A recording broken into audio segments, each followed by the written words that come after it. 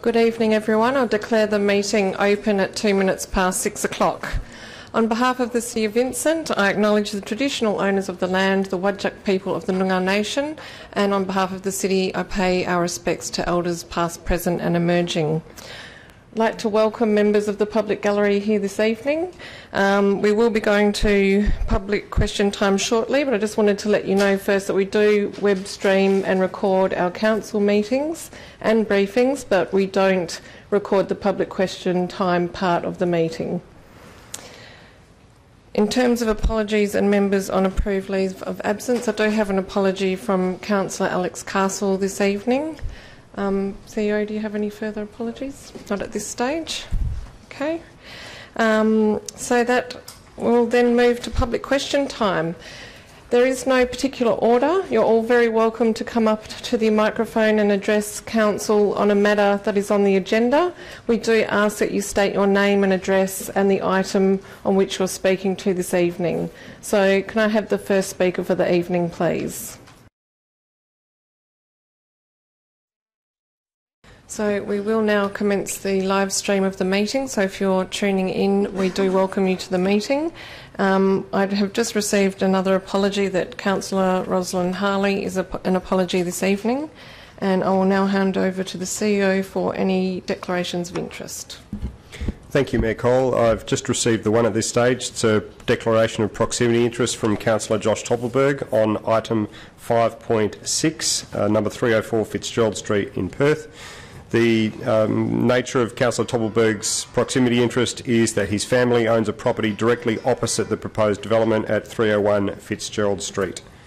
Councillor Toppelberg is not seeking any approval to participate in the debate or remain in the chambers for Council's deliberations and vote on the matter next week.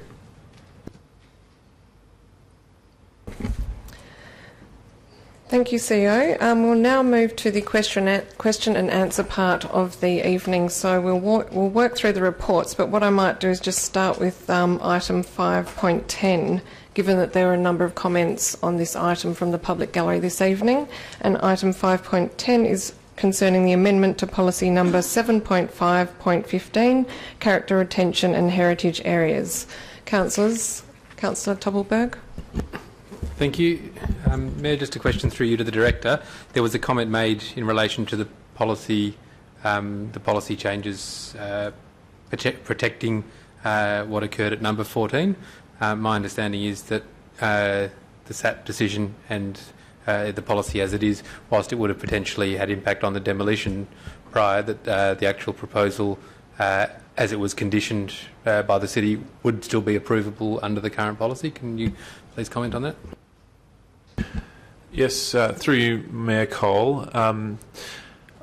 The SAT decision on the previous Harley Street development application did have due regard to the policy and found that that development application, with the amendments and the conditions that the City officers recommended and then the planning consultant that the City engaged to assess that application recommended, with those changes, that proposal would comply with the character retention area policy of Harley Street.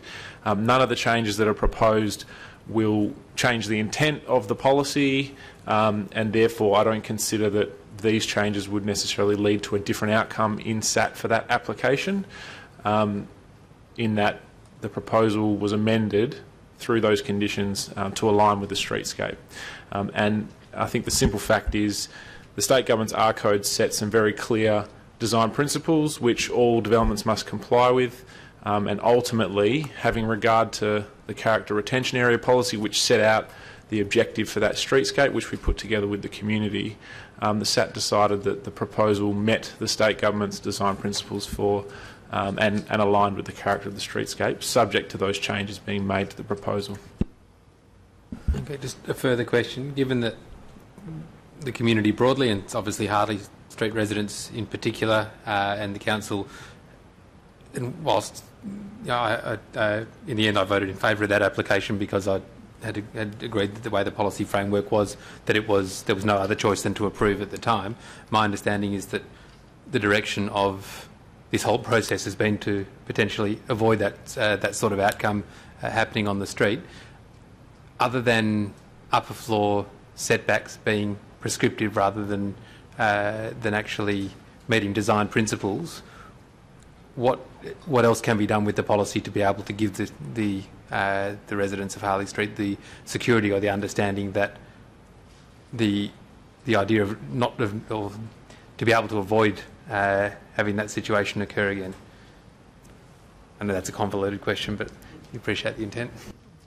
Through you, Mayor Cole, I understand what you're asking. The changes that have been made to the policy do strengthen the intent of what the community wanted to see in Harley Street. So it was very clear that there's a vision for Harley Street, which is to retain the character of that area, to make sure that developments sit within that streetscape and don't become a dominant feature of what is a traditional heritage area, essentially. The changes that have been made to the policy help reinforce that vision and those objectives for the area. And that will strengthen decisions by SAT and by Council in our assessment of proposals in Harley Street. So it does make a difference having that vision, as well as all the detailed provisions around the detailing of developments, the pitch of the roof, windows, etc. So those things do strengthen the community's strengthen the ability for the city to implement the community's vision for that street. That was the case with the draft policy to an extent, but a lot of that's been clarified since.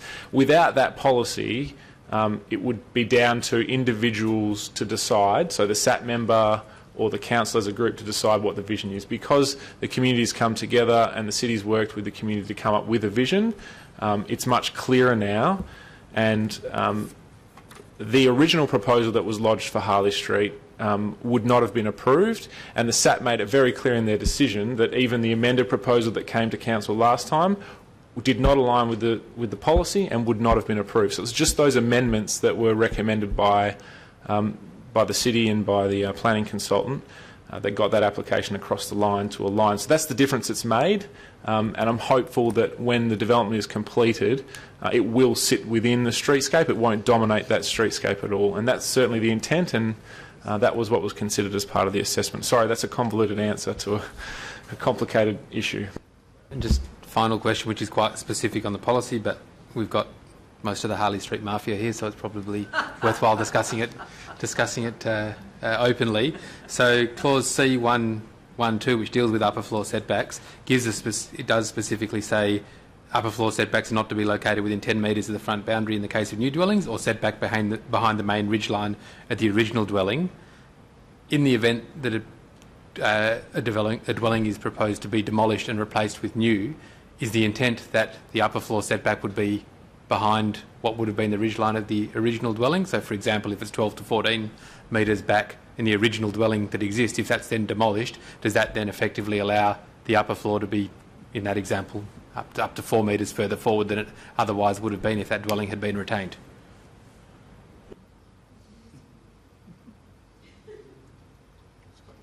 Yes. Through you, Mayor Cole, I'll ask the manager of policy in place to answer that question, given it's a detailed question in relation to the I'll make it simpler. If a dwelling exists with and the ridgeline is 14 metres from the front boundary, and that dwelling is demolished, is the dwelling that is then going on that land able to build their upper floor 10 metres from the front boundary, or is it considered with the wording of the policy that the original dwelling would require that upper floor to have been set back in line with the original ridgeline?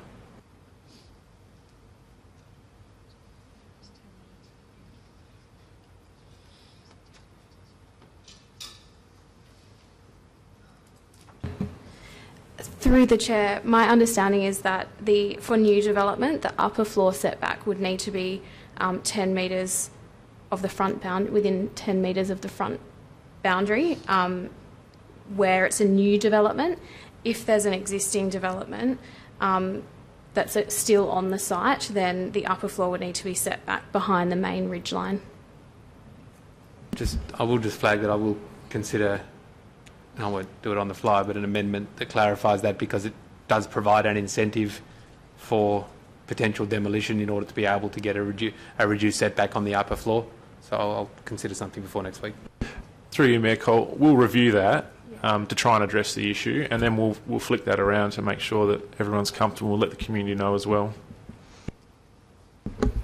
Thank you, Director. Are there any further questions on this item? Director, I just have a procedural question just in relation to the recommendation. I note that it doesn't refer to Carr Street, and I know the difference is that Carr Street's being listed as a character retention area, not a heritage area, and would be in the policy, but should the recommendation make direct reference to the fact that it's being included in the policy as a character retention area?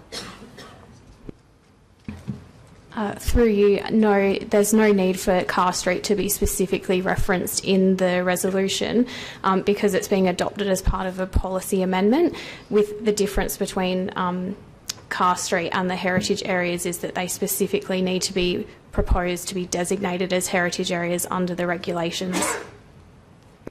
Thank you for clarifying. Any further questions before we go back to the beginning of the agenda? No? Okay, we'll go to item 5.1. Thank you to everyone for Harley Street for coming. You're welcome to stay, but thank you for being here as always. Item 5.1, late report number 392, Fitzgerald Street, North Perth, change of use from eating house to unlisted use, non-medical consulting rooms. Questions?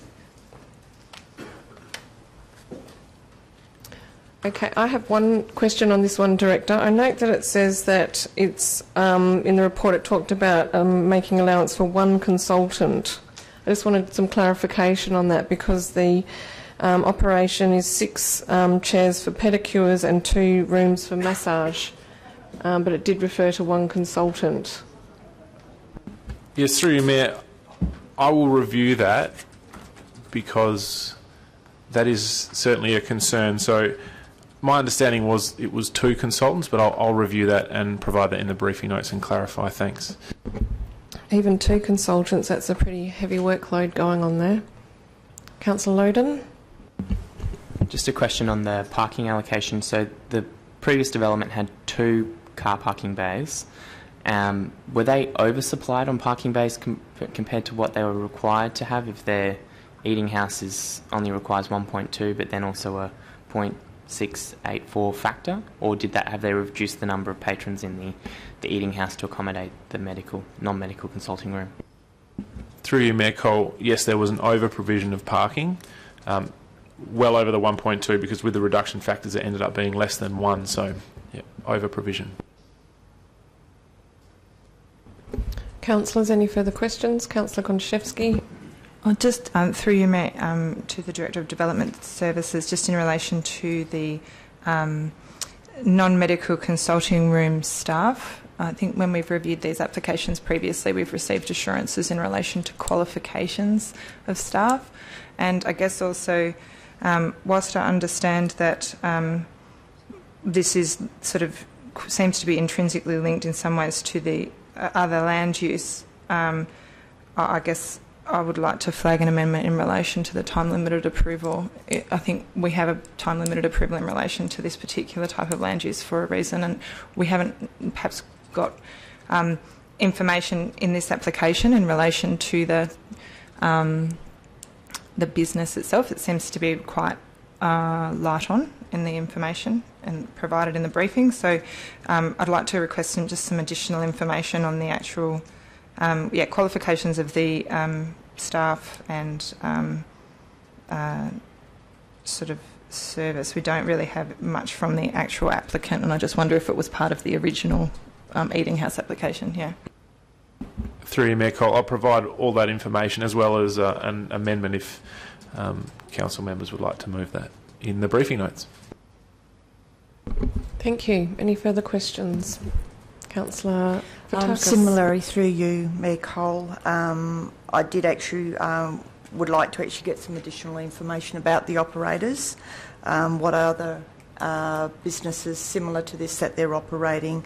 Because like you, Mayor Cole, I had some concerns about one consultant operating 2 rooms, 3 massage tables, 8 chairs for the foot spa and massage. It seemed a pretty heavy load, so there was a little bit of a query on the integrity of that application. Also, too, I noted that there was documents received on the 13th of July that showed some street frontage elevations and some additional work that had been done on the front of that business. I just want to see whether that's still part of the application. There was a drawing that I saw in some documents that were received on the 13th of July this year. Through you, Mayor Cole, I'm not aware of those documents, but the applicant has a separate approval for a 6-person eating house. The works to the front facade were approved as part of those, so they're not subject to this application. I can provide details around that previous approval in the briefing notes as well, just for clarity.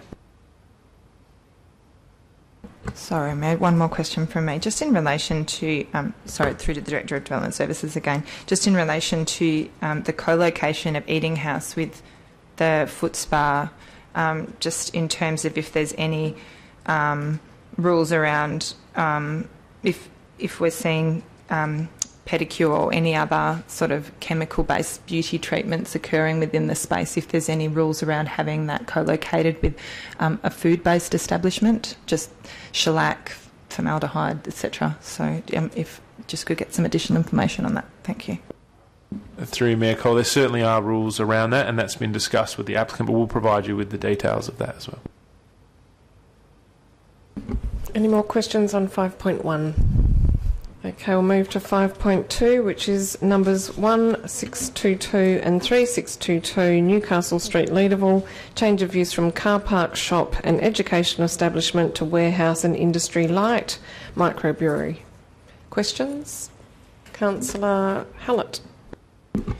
Through the Mayor to the Director of Development Services, can I just confirm that if the applicant did decide to trade directly to the public, that'll be a separate DA, and whether that comes to council or is delegated to admin?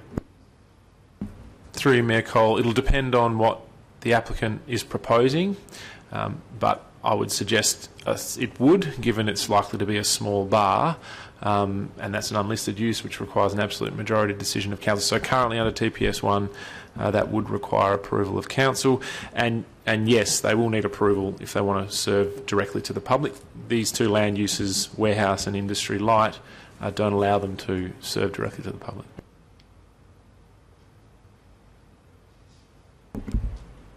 Any further questions? Director, I know it's not part of this application, but I was interested to know if there has been any discussion about future vision or plan or intensification for this site. I just note that parking is potentially an issue, so that did pique my interest. And I'd also be interested in knowing that of the 28 positive responses to advertising, could you just give us a bit of information about location in terms of whether any of those were neighbouring properties? Through Mayor Cole, I'll provide that information in the briefing notes around who made a submission. In relation to future intensification, the applicant has advised us that they are considering trading to the public in the future, and then they'll lodge a separate application as part of that. They're very aware of the parking issue on the site and the fact that it's tight, so that'll be an issue for them to resolve if they decide to intensify the use of the site, and there are some options around that in relation to cash and lieu, etc. Always good to flag these issues early. Thank you. Councillor Gontaszewski.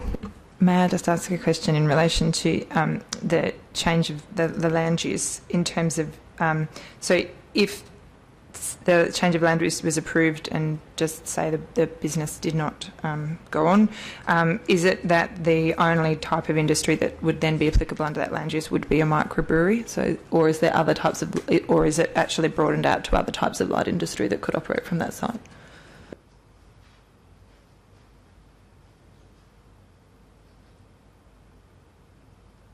Through you, Mayor Cole, condition 1.2 was deliberately included to make sure that the light industry could only be used as a microbrewery and no other light industrial use, which would be a concern potentially without council considering that first and the community being consulted. So we did that deliberately. Any further questions? Okay, I'll move on to item 5.3. Number 14, Brady Street, Mount Hawthorn, proposed amendment to site plan of previous approval, and this is an unauthorised existing development, construction of 6 multiple dwellings. Any questions? Councillor Hallett. Through you to the Director of Development Services, has is the City aware of, or has the City itself, or know of the applicant, have they been in communication with Water Corp about that incorrect information? Like, how did that arise? And I'll have to take that on notice and provide you that in the briefing notes. I understand that as soon as the issue arose, the applicant addressed it on site, and we weren't made aware until later on. So I would suspect there was a breakdown in communication there.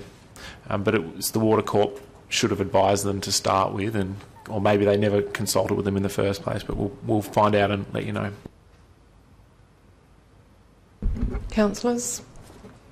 Director, I did just want to ask that I know that there is a sloping front setback here, but in your opinion, it's now 1.870 metre setback to 3.25. It is a very busy street. This is retrospective and it's already being built, but is that getting really close to a very busy street in terms of the setback for this development? Through Mayor Cole, I think in relation to the sloping setback, I think the sloping setback is what is the saving grace for the proposal, along with the landscaping that's proposed between the road or the footpath and the building. I think those two in combination don't create a significant concern when it comes to the impact that reduced setback has on the street. So I think it's appropriate in that context. Okay, thank you. Any further questions? No? All right. Moving on to item 5.4, number 12, Anderson Street, Mount Hawthorn, 7 multiple dwellings. Questions? Councillor Loden. Under the landscaping plan, the documentation refers to the potential to plant 7 mature trees on the site, and then also the potential for a proposal to plant 2 in the verge. So my understanding is that the landscaping plan will be that's submitted will be what will facilitate the 7 mature trees.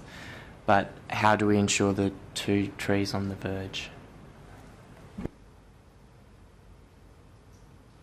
Through you, Mayor Cole, I'll just confirm, but condition 10 should include reference to the adjoining road verge, and it does.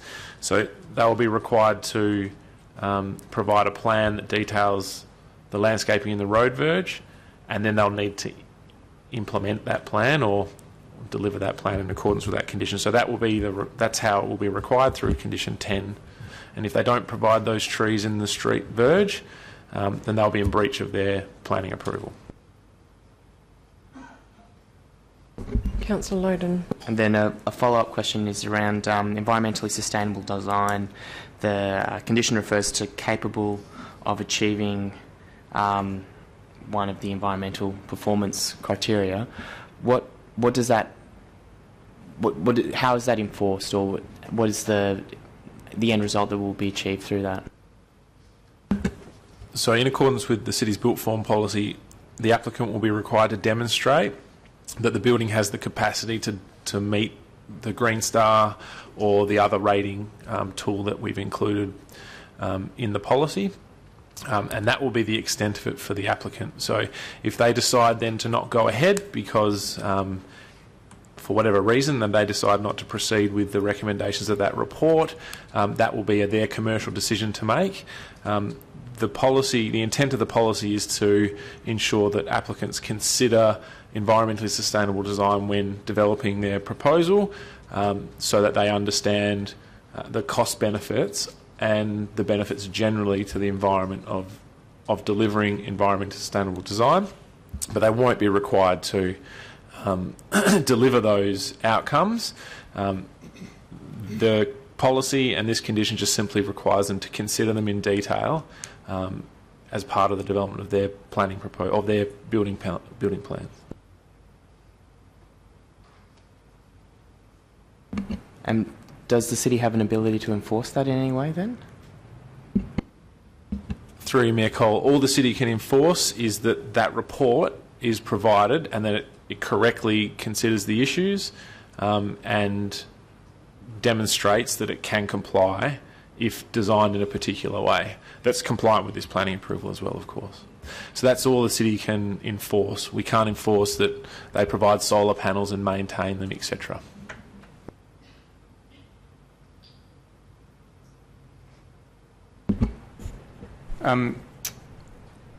Through the Mayor, Director of Development Services, how does the proposed landscaping and I guess any flexibility in that in terms of final implementation stack up against the tree selection tool that's been developed by the city? Through you, Mayor Cole, the tree selection tool is at the very early stages.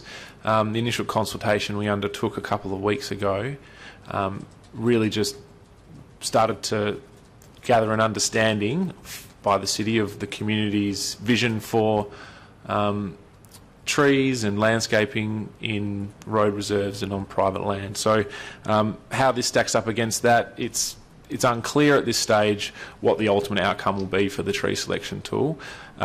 Certainly the results of that community consultation will be a factor when the detailed landscaping plan is assessed as part of the condition. So this landscaping plan is absolutely not the final landscaping plan. The applicant will be required to submit a further landscaping plan with further detail in relation to irrigation, plant specimens, etc.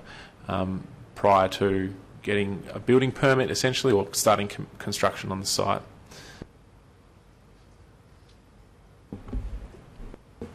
Thank you, Mayor. Just a question in relation to landscaping again.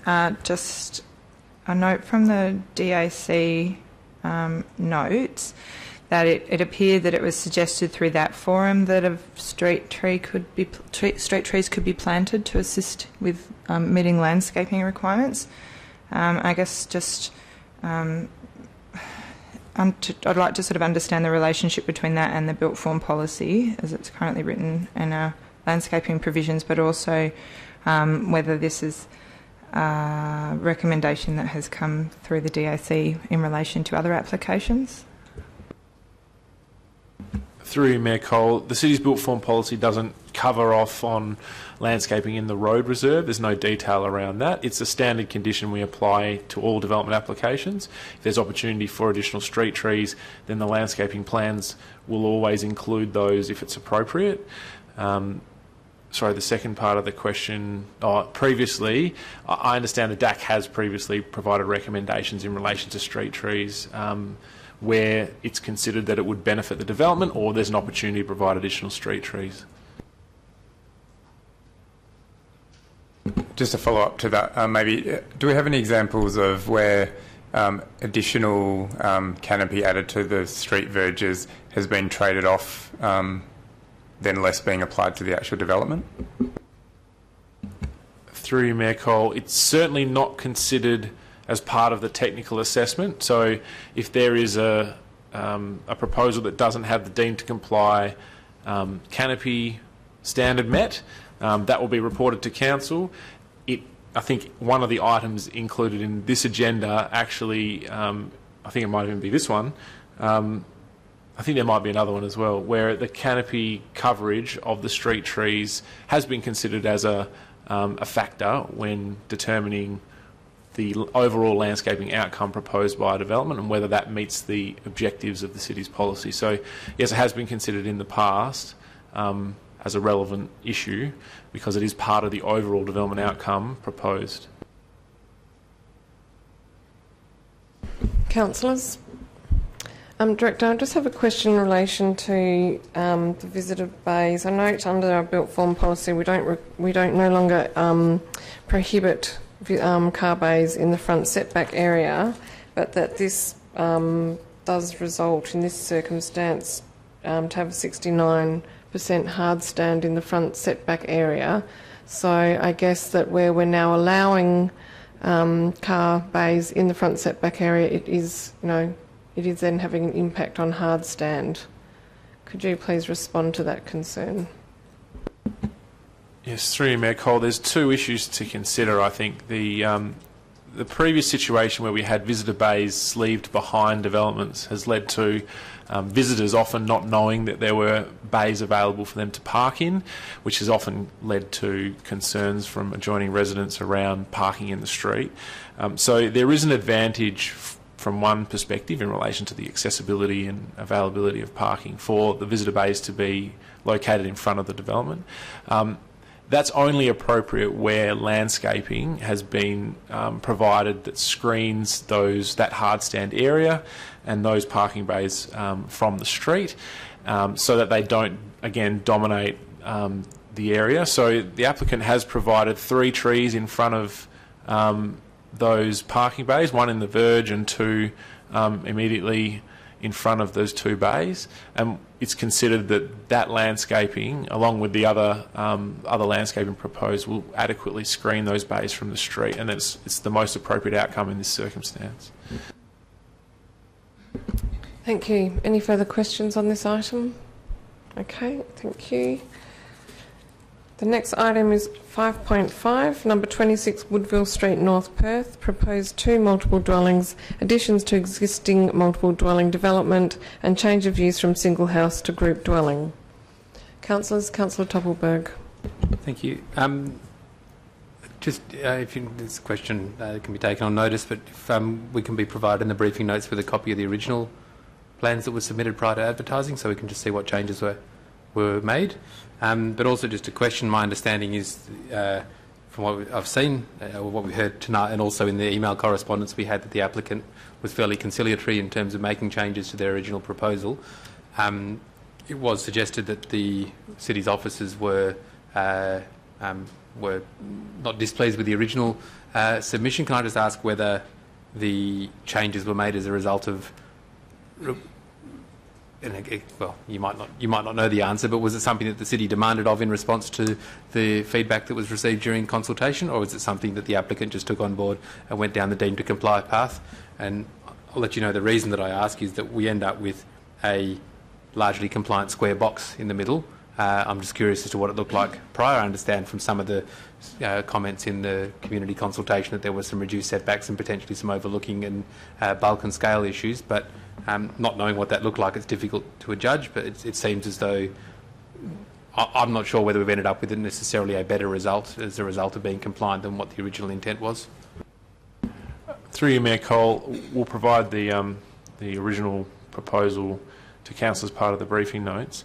My understanding, not that I was directly involved, but my understanding was that based on the proposal being sleeved behind the existing development and the fact that that dwelling at the front was essentially the same height as what was being proposed, along with the fact that we had received some written support from the adjoining properties regarding the details of the proposal, my understanding is that the city's officers did provide the applicant with, in principle, support for what they were proposing. Didn't ask them to change their proposal before advertising.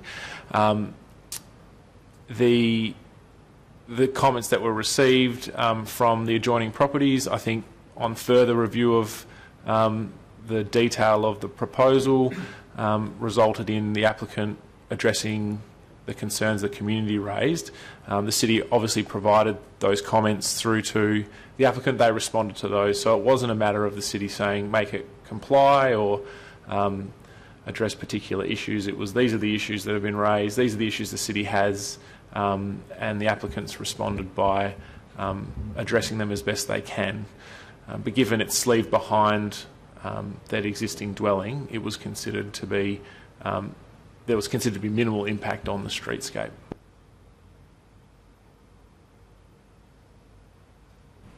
Further questions? Yes, Councillor Wondaszewski. Just one in relation to the parking coming off Woodville Street, to the Director of Development Services. Just so I understand that there's intention to subdivide the property. Just in relation to the built form policy and the R codes on this matter, has the application been assessed as if it was already subdivided, or would that make a difference in terms of the way the application was treated in this regard? Through you, Mayor Cole, the city's assessed it both as it is, as well as on the basis that it would be subdivided, and advise the applicant in relation to that parking bay and how they would need to, or how they could address it. So it would comply in both circumstances.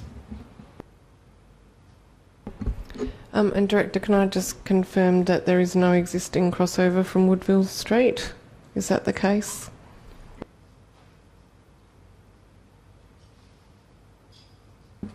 Through your Mayor Call, that's my understanding, but I'll need to check that and provide that in the briefing notes as well. Thank you. Councillors? Okay, thank you. The next item is 5.6, number 304 Fitzgerald Street, Perth, proposed extension of the term of approval for a 4-storey office building and associated car parking. There were some questions raised from the public gallery. Don't know if you'd like to... well, you go ahead, Councillor Loden, and we'll get to those. My question, I guess, kind of relates to what we were talking about before. This is the other one which refers to a condition around the verge. How far does this stretch in terms of our ability to place requirements on planting in the verge? Is it only directly in front of the building, or could you do that in neighbouring verges, or how proximate must the trees be that are planted, given that it sort of fits within the design principle? I mean, could you technically put it on the other side of the road? Through you, Mayor Cole, this relates only to the adjoining verge. It doesn't relate to the verge either side or across the road. Most of the landscaping that will occur will sit within the property boundary, within the road widening area. But nevertheless, the verge is an integral part of that. It's only the adjoining verge. Councillors? Councillor Hallett. Through the Mayor to the Director of Development Services, I know for this particular application, if approved, construction appears to be imminent. But do we have any room to negotiate with these types of scenarios to provide temporary public open space when there may well be the likelihood that it's going to be empty for a period of time? Through you, Mayor Cole. Sorry, just to clarify, are you asking while the construction is ongoing, or a change to the actual development proposal? Not specifically in relation to this application, but in terms of when something's been demolished and then, yeah. Yeah, through you, Mayor Cole, I think that's certainly an opportunity to talk to landowners around the temporary use of sites. It's something that we've done in the past for sites that have caused issues, and I think we've had limited success in having landowners willing to open their sites up for the use of the general public, given the liability and risk issues associated with that for them. But it is something that can be considered, and I'm happy to discuss that further. Thank you, Director. Councillor Kondrashevsky. I sort of feel in the previous application and this one we're probably going to get it anyway, but just to clarify, I'd really like to get some information on previous approvals that have been issued where the verge has been included in the landscaping percentage, and also just a question in relation to because I guess we have to consider whether something would be able to be, likely to be approved now, in considering whether something is to extend, whether since the built form policy has been was, I guess, ratified, whether anything has been approved with a 4% deep soil zone in relation to sort of what those levels are. Through you, Mayor Cole, there's been very few commercial developments considered by Council since the built form policy was adopted. Very, very few. This may well be one of the only ones. So because the residential proposals are all awaiting the WAPC's adoption of the landscaping provisions, we can't compare that to this proposal. So I think I can have a look through the system and provide you with any applications that have been approved, commercial applications have been approved, so you can have an understanding of what the percentage of deep soil and canopy coverage was. In relation to other proposals where the verge has been used. Again, it's very rare. In no case has the percentage been counted, as I mentioned earlier. So it's only just been a mitigating or a contextual issue to consider, as it is in this case. So again, it's not happened on more than a few occasions. Director, I just have some questions about the time frames on this one. First of all, just a question of at what point a DA lapses as opposed to the applicant having the ability to seek an extension, given that this application was first approved 3.5 years ago. Then there was a bit of a lag time between the applicant becoming aware in October last year and submitting the application in May, and then a lag time again that the applicant talked about seeking the extension or putting in the application for the extension on the 5th of May. Can you address some of those issues around the timeframes, please? In relation to the first question, which is when does an application lapse, the way the new regulation, or the not new anymore, but the way the state government's planning regulations work is that any approval, whether it's lapsed or not, can be amended to allow the development to be commenced within a further time period. So there is the ability for an applicant to lodge that, whether it's lapsed or not. So that it doesn't... Can I just clarify, they can lodge an amendment as opposed to a fresh DA, is that the case? That's correct. They can lodge either a fresh DA or an amendment. In this case, they've lodged an amendment. In relation to the timeframes associated with the processing of this application and the time frame for the applicant to lodge it after they were advised, I'll have to take that on notice and provide that to you in the briefing notes. Also, I just want to go to the issue of condition 5.9, and the Gareth Glanville spoke today from the public gallery with concerns over that particular condition, saying that it would result in additional cost and further delays, and spoke about the additional conditions being a surprise. Through Mayor Cole, the applicant... Well, the first time the applicant found out about this was late last week when the report was finalised. So that came up as a part of my review of the proposal and assessing it against the built form policy. The reason that was required is because the SAT has provided the only guidance when it comes to assessing applications that amend proposals, and in the SAT's relevant decisions, they make it clear that an application needs to be assessed against the current planning framework to establish whether it's significantly different from the planning framework, that is. The planning framework is significantly different from when the application was first determined, and also needs to be considered whether the proposal would be approved under the current planning framework. On that basis, the conditions were recommended because it was considered that those issues would be fundamental to Council's consideration and approval of the proposal. So those conditions are really fundamental to those two questions. Thank you, Director. Any further questions? Okay. That leads us to item 5.7, late report numbers 388 to 396 William Street, Perth, proposed amendment to condition of approval, proposed periodic theatre and associated activities on an existing car park.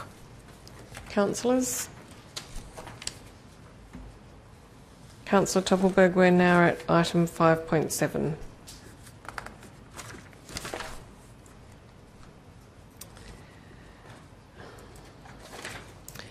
I just had one query. Given that the current approval was granted, no events were held, I think that when Council gave this original approval, it would have covered 2 seasons. It wasn't exactly 2 years, but it was sort of 2 seasons of performance. The recommendation is 3 years. Just really some clarity on how you settled on the 3-year recommendation. Through you, Mayor Cole, it is 2.5 years, I think, to be correct. So, but it is 3 seasons in that case. So that was just simply based on the applicant's proposal, which we considered to be appropriate given it was 2.5 years and it allowed them to operate for 3 seasons with an extra few months, basically. Thank you. Any questions? Okay. Move on to item 5.8, which is number 452 to 460, William Street, Perth. Proposed amendment to condition of previous approval, change of use from shop to tavern. Questions? Councillor Loden, and then Councillor Gontaszewski. So my understanding is that they'll be limited to 50 total patrons across the 2 areas. Is there any limit on how many patrons they can have in the outdoor alfresco area? Could they theoretically have 50 people out there? Through you, Mayor Cole, theoretically they could, but that will be subject to the separate alfresco permit process, which sets requirements through hopefully the automatic system when it's implemented. So that sets standards around how many patrons can fit, but they'll be limited by the space essentially. So there's no requirements of them being proposed as part of this recommendation. Councillor Gontaszewski, do you still wish to ask your question? I don't think so. I think Councillor Loden's just asked it. Give me a second.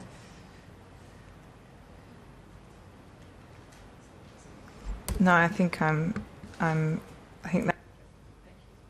Thank you. Any further questions, councillors? Councillor Hallett. Pending the capacity of our development application systems, is it possible to get a list of all the active or current DAs within the city around premises that their primary use or purpose is the supply of alcohol? So bars, taverns, bottle shops, etc., but not restaurants. Through Mayor Cole, happy to provide a list of the current applications we have in the system. Are you referring to approved proposals? Absolutely, we can provide that to you. It might take a little bit of time to get through the authority system and pull that information out, but it is available. Not necessary for next week. Director, I do recall that there might be some lists. I think that we used to ask this question, but it might have been town centre specific when applications would come up. So hopefully there's a list on a computer somewhere. Who was asking a question? Councillor Gontaszewski. I did find it in the report. In page 94, it says in the report that they want to specify a total of 50 patrons permitted at the site and retain the conditions specifying a maximum of 28 permitted within the alfresco, which is in contrast to the recommendation which looks to delete condition 1.2, which was in relation to the exterior. So would it be possible just to clarify what the intent is? Thank you. Through you, Mayor Cole, the applicants, I think similar to the previous proposal where the applicant requested us, well, not requested, but essentially as part of their application proposed 22 inside and 28 outside. In the same way, the applicants come to us and said we would like to have the internal restriction removed. On review of the issue, it was clear that our standard approach across all other applications has been to simply restrict the total number inside and outside. We have not previously restricted numbers in our fresco spaces unless we have had a specific reason to do that because of concerns from neighbours regarding noise or something like that. So in this case, it was considered the most appropriate approach was to apply our standard practice to conditions so that we didn't create a further issue down the track the applicant may wish to amend at that stage simply because they hadn't foreseen potential issues associated with that part of the condition. So it's just the standard approach that we've applied in all other circumstances like this. Thank you, Director. Are there any further questions?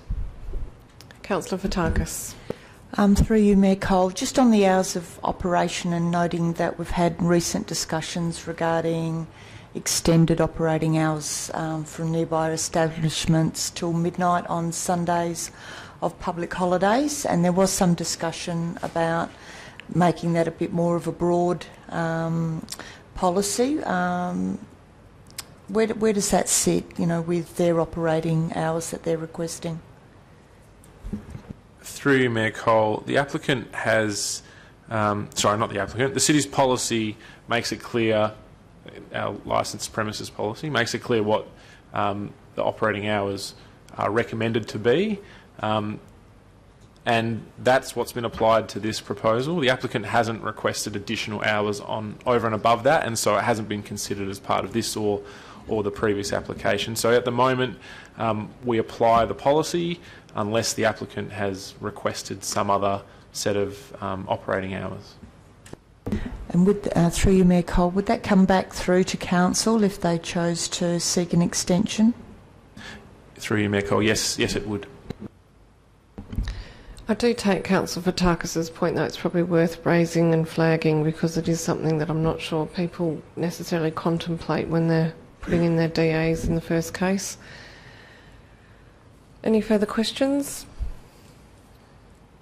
Okay, just for the record, item 5.9, which was number 59 Glendower Street, Perth, has been withdrawn by the applicant and is likely to be back before council at the February meeting.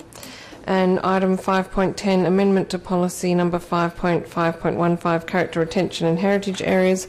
We did deal with that item first because we had a number of people from Harley Street in the public gallery tonight that raised comments on that one. So we'll move on to technical services, and we have one item on technical services. That is item 6.1, capital works update, parks and engineering operations. Questions? Councillor Loden. Two questions. Firstly, how is there a recurring schedule of when these capital works updates come to council? And the second one was, I didn't see it in the detail, but my understanding is there's an extension of the Ellesmere Street bike path from Shakespeare Street heading west towards Mount Halthorne Primary, and I was wondering if that's still planned to happen this year. Through you, Mayor Cole, and answer the second part, yes, there is an extension of the Ellesmere Street shared path from Shakespeare Street up to Fairfield Street. That is scheduled to happen in the new year, early in the new year. And this is the second report that I put up in the current financial year, and I intend to do a third one in roughly a 3-month interval again next year.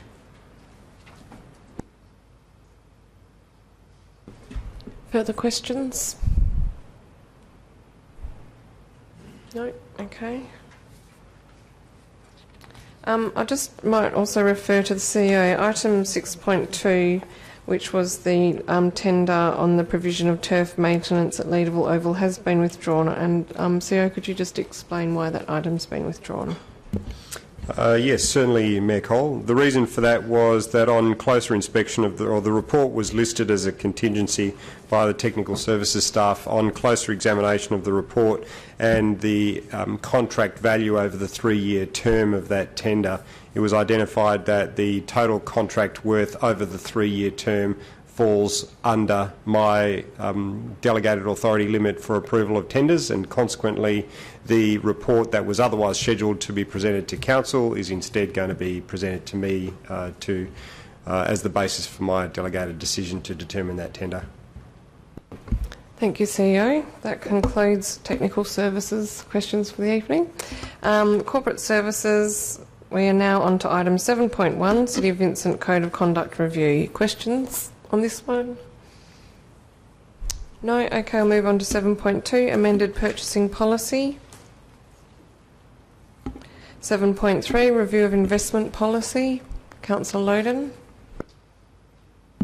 Thank you, Chair. I realise I proposed the wording for this, but I'm wondering if there's an opportunity to tighten up the language a little bit.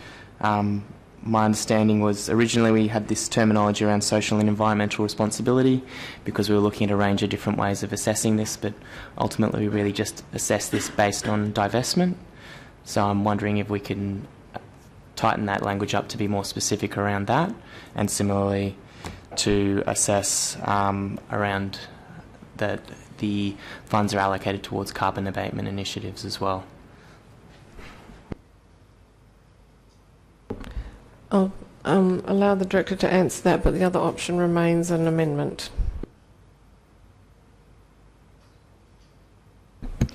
Through the Chair, we can review the wording and I'll liaise with the Executive because, again, this has an impact on the planning area in particular where the funds would actually be expended.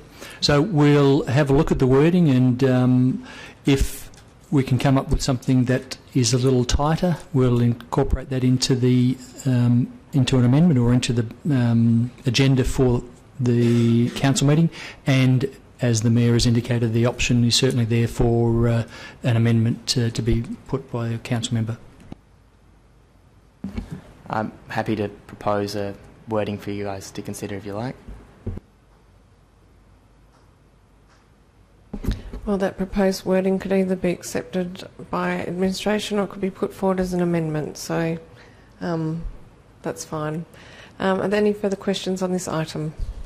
Okay, we'll move on to 7.4, financial statements as at the 31st of October 2017. Questions? Okay. 7.5, authorisation of expenditure for the period 20th of October to 22nd of November 2017. Any questions? Director for Corporate Services, just a very minor thing. I think I've previously mentioned that when you go through the report and it talks about things, I'll just give an example. Hilltop Group supply and install flooring painting services, it was roughly $16,000. My interest is in where did that work happen. It would be good to have a location where there's some kind of building works happening, if possible, please.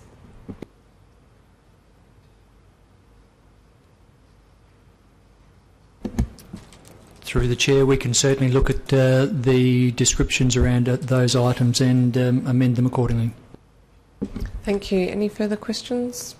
Okay. We are now at item 7.6, 2016-2017 carry forwards adjustment report. Any questions? Councillor Loden? I'm just wondering what happens to the $55,000 in savings. How do we then allocate that back in to, does that just become an extra income source in 2017-18? Certainly in terms of the funding adjustments will reduce the demand in this year, so depending on how this year performs, it will improve our outcome given that we're actually reducing the capital this year. We will certainly pick this up as part of the mid-year budget review process, so that's the ideal opportunity for us to look at whether this actually will translate into overall savings for the city. Thank you, Director. Any further questions? I note that the next two questions are not available at this point. Item 7.7, investment report as at 30th of November 2017, and 7.8, financial statements as at 30th of November 2017, and that they will be released on Friday with the Council agenda report. Director, did you wish to add anything further to that? Through the Chair, again, this is just reinforcing and ensuring that we meet the requirements of the regulations, in particular for the financial statement report, and given the council recess for January, we're working extra hard to pump these reports out so that they are actually presented to this council meeting, which ordinarily we wouldn't have been able to, and therefore we'll be in compliance with the regulations. We do appreciate it, Director. Thank you. We'll then move on to community engagement. We have one item for community engagement, that is adoption of the Parking and Parking Facilities Amendment Law, Local Law 2017. Questions on this item? Through you, Nicole. Yes, yes, Councillor Fotakis. I just had some one query on the calculation of the fees in lieu of the charges and how they're calculated. I noticed there's been a couple of the items on tonight where those approvals have come through from 2014. So where do we sit in terms of how those charges are assessed?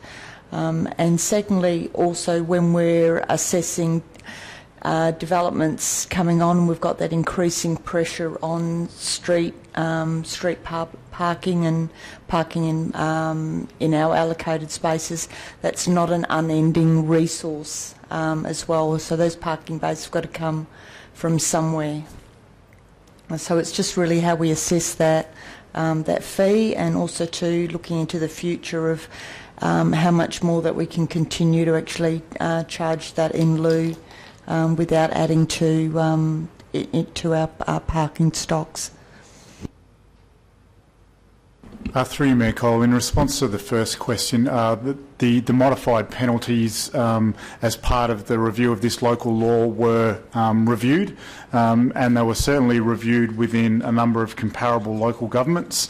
Overall, the outcome of that review was that the penalties within Vincent remain consistent with other parking local laws within nearby jurisdictions, and therefore the overarching decision was not to embark upon any increases. I'm so sorry to interrupt, but what's happened here is that Councillor Fotakis is asking some excellent questions, but they're pertinent to the parking and access policy, and we're dealing with the parking local law, which is a very easy mistake to make. Councillor Fotakis, as a new councillor, you're doing a wonderful job in asking some excellent questions tonight. So, but I do think that in terms of answering those questions, that would be either the CEO can take those questions that you have asked, and then we'll go back to the Director on local law questions.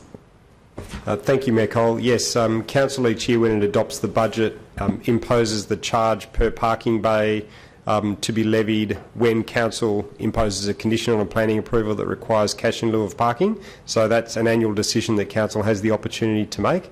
Additionally, from recollection, there is an item included in our corporate business plan to actually prepare a strategy or a plan for the expenditure of cash in lieu parking funds that have been collected by the city over time. And I guess the Director of Development Services may be able to provide more detail on the timing or progress of that. But those two matters are absolutely needing to be addressed. The first by Council, and the second, I'm sure, is already a project.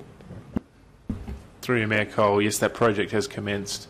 We're currently going through all of the cash in lieu payments that have been made historically to understand what the situation is for the cash, whether we've spent it on parking already, whether the developments have gone ahead, and to understand exactly what the status is of all of those funds. As part of that project, we'll be reviewing the cost that has occurred for the city when constructing those bays, to understand whether the amount of money we're levying through the fee schedule actually reflects the cost of constructing those bays. Now, that's not something that's proposed to be completed this financial year. I think it's over the next 2 financial years. So it's unlikely that the fees would be recommended to change as part of next year's budget. But hopefully within the next 18 months or so, we will have a very clear direction on the actual cost, so that Council can consider that as part of the fee schedule for the following financial year. Through you, Mayor Cole, I can just see that with the normal economic and construction cycles, that the next 2 years, I suspect that we will start to see an increase in activity and applications come through. So the timing on that, I think, is important. Thank you, Councillor Fotakis. Are there any questions in relation to the local law?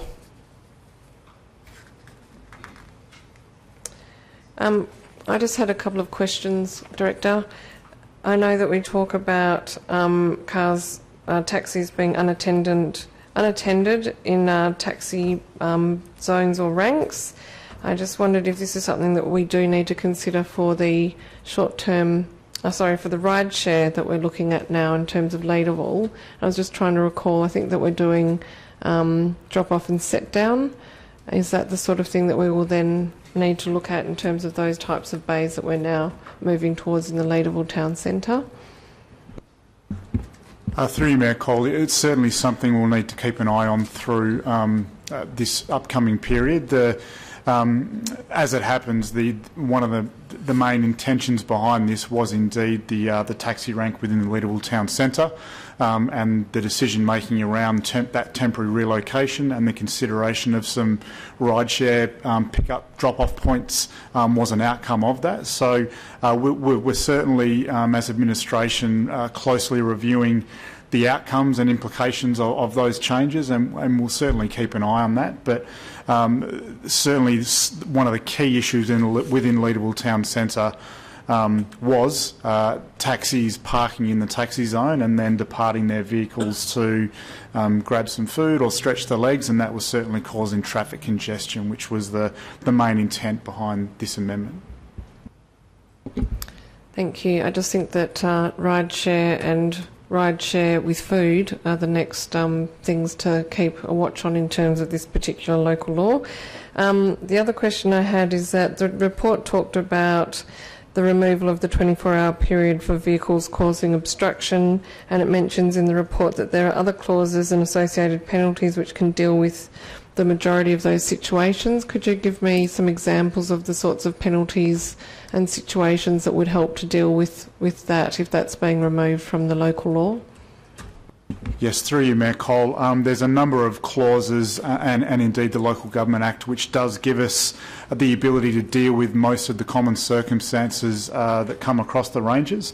Clause 4.6, for example, enables an authorised person, that being a ranger, to give a direction to a driver. That can be any direction. That enables rangers to deal with the occasions where there are people, for example, backpackers sleeping in a vehicle. So that is one example that's commonly needing to be addressed by rangers.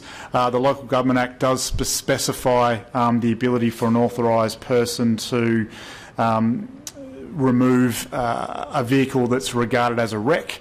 And so that does give us the ability to deal with those sorts of situations. Obviously, a number of clauses within the local law enables us to issue an infringement or remove a vehicle if it is contrary to parking restrictions or parking signage. So rangers are confident that the majority of circumstances can effectively be dealt with.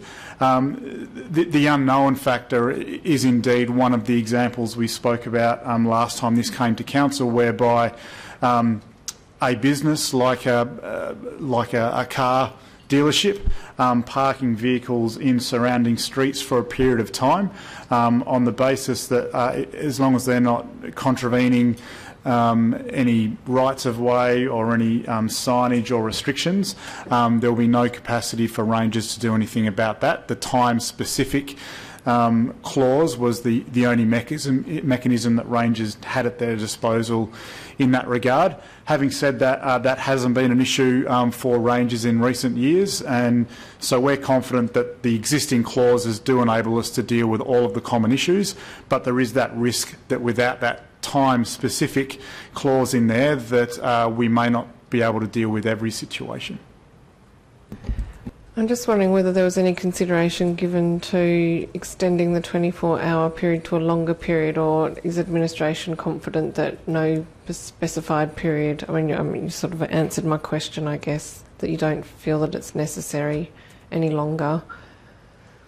Through you, Mayor Cole, we obviously, when council made the decision prior to going out to public comment to remove that clause, really what we then did was look at could we still effectively manage parking and parking facilities without that clause being in place, and based on the clauses and the other sub-clauses and other legislation that we identified, we're confident that we can do that. There is a risk that all circumstances won't be able to address, because that time-limited clause did give us that extra flexibility.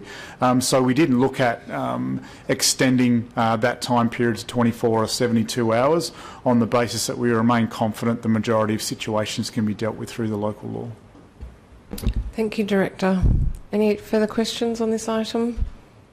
Okay, thank you. We'll move on to items in the Chief Executive Officer's area. We've got 9.1, Audit Committee Minutes and Annual Financial Report 2016-17. Are there any questions? 9.2, late report, annual report 2016-2017. Councillor Hallett. Apologies, I've got a few and they're to different people. Would you prefer them all listed or direct each one? I think if you ask questions of each individual and then allow them to answer first and then move on to the next person would probably be the best way to go. All right. Just the first one, through you to the Director of Corporate Services. Just the intro in your section refers to technology and governance, but doesn't refer to anything around financial services, and just wondered if you wanted to comment on that. Through the Chair, there were very few items on the CBP in particular that had an action that related to the financial areas, whereas there were specific items in this financial year to be undertaken that were specifically in and around the technology, so that's why we focused on that particular area in the commentary. Thank you. Through the Mayor to the Director of Development Services. There was listed 333 complaints to you folks, and then only 15 infringements, directions or orders were made from that. Can you comment at all, I guess, on the variety of complaints that we're getting that are not upheld or aren't even deemed necessary to investigate, and I guess whether there's any opportunities for us to try and reduce that in future? Through you, Mayor Cole, most of the complaints that we investigate result in the owner or the operator immediately addressing the issue and resolving the matter for the customer or the resident owner who has written into the city to inquire about the issue. So I don't think that there is a significant I think the number of planning infringements issued probably reflects the willingness of the community generally to respond to issues. They're the outliers, those ones where we've had to take serious action in order to get them to comply. So we don't have an epidemic of vexatious complaints being made? I won't comment on that, but generally the complaints are legitimate and we work with the community and they're addressed, absolutely. Great, thank you. Just related to also Director of Development Services, the number 6.5 corporate business plan item refers to promoting involvement with town teams and precinct groups. And just in the actions undertaken, all of those are related to town teams. Just wondering if there's been any action around promoting involvement with precinct groups. Through you, Mayor Cole, there hasn't been action in the last financial year in relation to the precinct groups. That's a matter that Council discussed at a workshop recently, and working with the existing precinct groups we have and the policy we have to review how we approach the precinct groups. The focus certainly has been on the town teams who incorporated groups who we work very closely with, so there hasn't been any action from the health services team in relation to the precinct groups.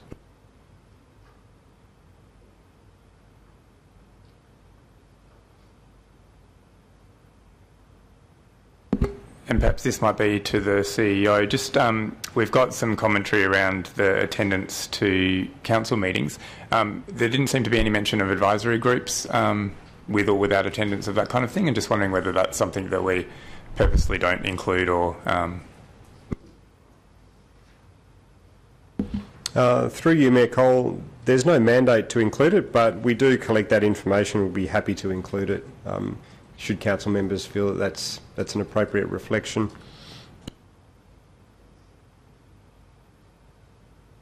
Just on that, if we are going to do that, workshops would probably be appropriate as well.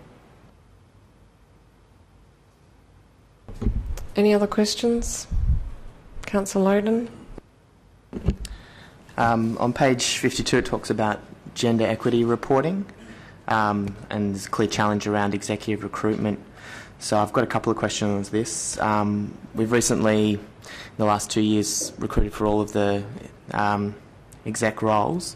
Do we know the percentage and number of female applicants for each of those positions? Through you, Mayor Cole, we would, but I don't know it off by heart. And then similarly, percentage of internal applicants and of those internal applicants who were female? Through you, Mayor Cole, if my memory serves me correctly, of all of the positions that have been recruited in the last financial year, because that's the only thing that we're measuring in this instance, there was only one instance of an internal applicant being female and an applicant for a director role. It talks to leadership and development training for women. Are you able to provide any more details on what that training involves and if it concludes things like succession planning? Through you, Mayor Cole, we've been running for the last more than 2 years quite formal and structured leadership development initiatives throughout the whole of the management group. Over the last 12 to 18 months, that was cascaded down to staff who have been performing in a leadership role to develop their frontline leadership skills. We've used both a combination of internal resources as well as consultancy resources to assist us with that, and that has captured the vast majority of staff that have been referenced here as being level 7 and above. So there has been nothing that has been personally targeted to female employees. It has been offered to all employees that are in level 7 or above positions and performing a leadership role, and we've made sure that they have been offered in a way that's been accessible to all of those people in that cohort. And my last question was just around has or will senior management, well, I guess has senior management undertaken any providing of around providing an equitable work environment? Yes, I'm pleased to say we have. If you'd like more details, I can explain what they are. Some of it has been soft infrastructure or realignment of practices and expectations. Others has been physical works. We used to have a very unattractive, very unwelcoming sick room that the description of sick room, if you weren't already sick, would have made you sick by going in it. That's been completely repurposed on a shoestring and is now available for staff for a range of different functions. It's not particular to being unwell, and that has been readily used by staff for a whole range of personal reasons, whether they be religious or cultural or otherwise. So it's really about, or my approach has really been to make the workplace as flexible as possible. We cannot compete with salaries of other bigger employers, but what we do actually offer, and what's proving to be very attractive to most of our staff, is just more flexibility. We've got to focus on outcomes and attitude, not so much clock watching and inflexibility. Further questions on the annual report? Okay, thank you. Item 9.3, Council Recess Periods 2017 to 18, Delegated Authority to the Chief Executive Officer. Any questions? Okay, item 9.4, Information Bulletin. Questions? Yes, Councillor Loden and Councillor Gontaszewski? No, just Councillor Loden. On the MRC meeting with the CEO departing and the Director of Corporate Services acting, do we have a capacity challenge within the MRC for this period of time, which is somewhat intense, I guess? Well, that's a direct question. All I will really say in relation to that is that at the last MRC meeting I did nominate to go on the CEO recruitment panel and also on the CEO performance review panel. I also moved a alternate motion to change the recommended tenderer expression of interest for the review for the consultant who would conduct the review of the CEO's performance. So that is obviously an area of interest. In terms of Mr. Hopp's performance, that's something that I guess will be judged through that process, because my intention is that the acting CEO should also be reviewed through that process as well as the CEO, even though it was put forward at the meeting that may not be appropriate. I don't subscribe to that view. If you wish. Through you, Mayor Cole, I'd probably also just add in terms of capacity that my opinion is that I think all of the other member councils have perhaps sharpened their focus on upcoming issues of significance for all members to be dealing with over coming months, and that is probably going to carry some of the shortage of capacity that the MRC might itself be experiencing. And similarly on the MRC, I noticed that they're forecasting a 10% reduction in tonnages, which to my read is caused by reduction in bulk verge collections by a number of councils, and I just wanted to find out if that's being considered as part of the waste strategy. Through you, Mayor Cole, we've got a year to run on our current tender, but yes, it will be considered as part of the wider waste strategy to look at alternative disposal methods. Councillor Hallett. Just in the info bulletin, there doesn't seem to be the minutes from the September pedestrian cycling advisory group meeting. Through you, Mayor Cole, that is an oversight, and I'll follow that up. Similarly, I think we were supposed to get a development services update as well. Through you, Mayor Cole, the end of the month was, when was it, Friday? So it was unfortunately unable to be included in this week's briefing. It will be included next week, and I'll actually send it out. I got the stats today, so I'll send them out with a councillor update on Friday, or earlier if I can.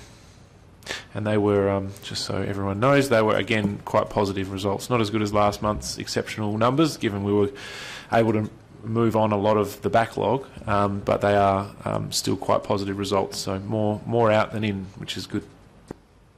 Well done, Director. Any further questions on the info bulletin? Councillor Loden. Just on the register of noms, there's an outstanding one around writing a letter to the Minister for Planning about development assessment panels, I think. I was just wondering if we could get some more detail on where that's at. Through Mayor Cole, the last time we spoke about it, we decided to prioritise the concrete batching plant issue and to wait a little while before sending another letter to the Minister just to get the timing right. It is certainly appropriate for us to review the timing now and whether it's appropriate to send that letter. So we'll have a conversation shortly about that. My understanding is the local Minister for Planning is not actually assessing the concrete batching plan anyway, is that right? Through you, Mayor Cole, the Treasurer will be assessing our local planning scheme, but the Minister for Planning will be assessing the concrete batching plant development application once the SAT makes a recommendation to the Minister. So that's likely to happen early next year. At the time we decided to wait on this letter, the Minister was at the time considering whether or not to call in the application. So that decision's been made. She's currently awaiting a recommendation from SAT, so it is an ideal time now probably to write to the Minister, given there's a break between when she's going to receive the SAT's recommendation. I think there's also a review at some point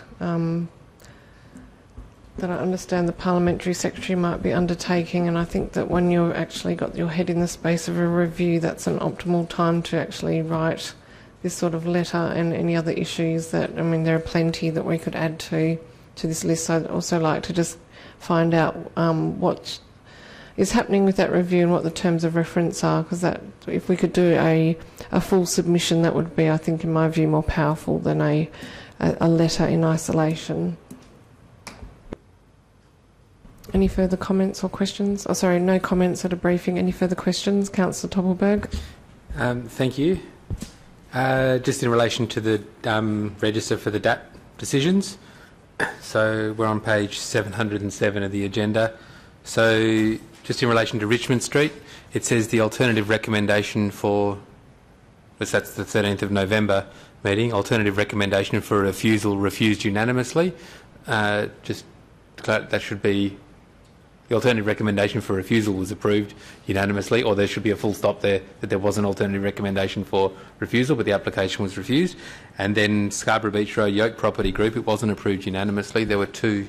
Sorry, I'll ask it as a question. Can it please be amended to reflect the fact that it was in two parts? The extension of time was approved, but the landscaping condition, which was the erroneous removal of a mature jacaranda tree, the proposed condition to replace that or to allow that to have been approved effectively was unanimously refused, if that's not too convoluted again. But my understanding is, actually I will ask a question of the CEO as well, the DAP gave explicit reasons for not approving that amended condition to remove the requirement to keep the tree to enable the city to potentially prosecute for having not complied with the condition.